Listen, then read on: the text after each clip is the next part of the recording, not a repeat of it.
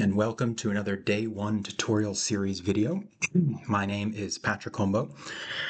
I am the Product and Services Director of NovaVet Family, and today we're going to be going over a couple of items that are useful for the front desk team to know. Not that it's not useful for everyone else, but these are likely things that our receptionists will be doing quite often.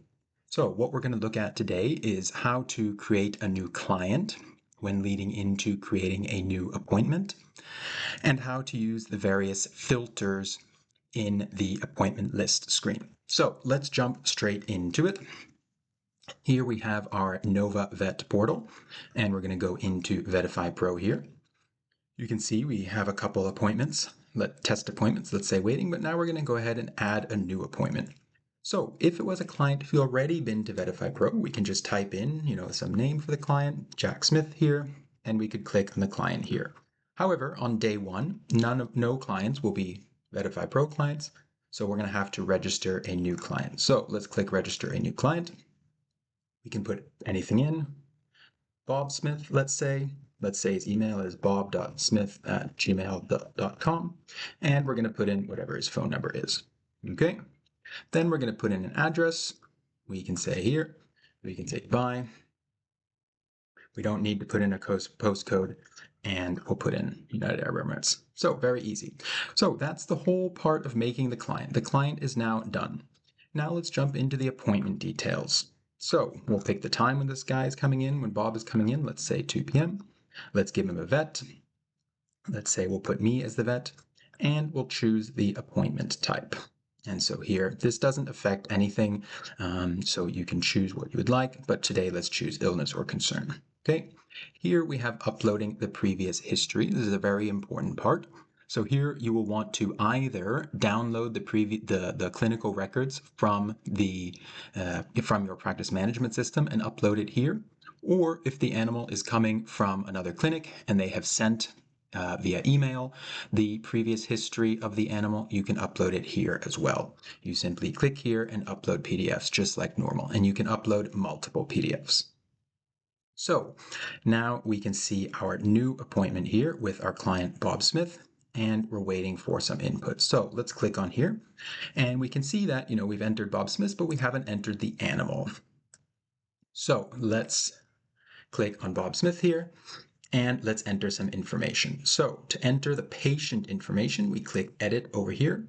And now let's enter the animal who's in here today. So let's say it's Bella. Let's say she is a 30-kilo Labrador. So we're going to say dog. And we can start putting in Labrador to get Labrador Retriever. However, because we're using an algorithm, you could also just write lab, let's say, and it will figure that out. So you can also just very quickly write. Let's say she's a female. Let's say she is neutered. And as a date, you can either write something in, or you can simply put in a date. So not December 2025. Let's say that she is 4 years old, so you can just pick a random time for 4 years. Then if we have to upload anything else, we can upload it here under previous history, and we click save. So now we've updated Bella our information. Finally, we can come down here to the history tab and write, why is Bella coming in today? So this would be, again, on your practice management system. So let's say she's coming in for blood in the urine for a few days. And here, depending on what you as a receptionist knows, you could enter as much or as little information as you want. Let's say this is just all the information, then that's all the information you write. If, however, let's say you spoke to the owner on the phone and they added some more information, such as straining, pain, not eating, anything else like that, you could add that in here. So once you've done that, we come to the differentials and plan tab here, and I would click start consultation. And so what this will now do is it will give the vet a summary of the animal, including the previous history if we had uploaded that, and the current history, or the reason for the animal coming in today. And so now the vet can come straight into here And before they even walk into the room, they can get a bit of sort of an initial steps, what are the kind of things that they should be looking at? What are the kind of things they should be looking for before they even walk into the room?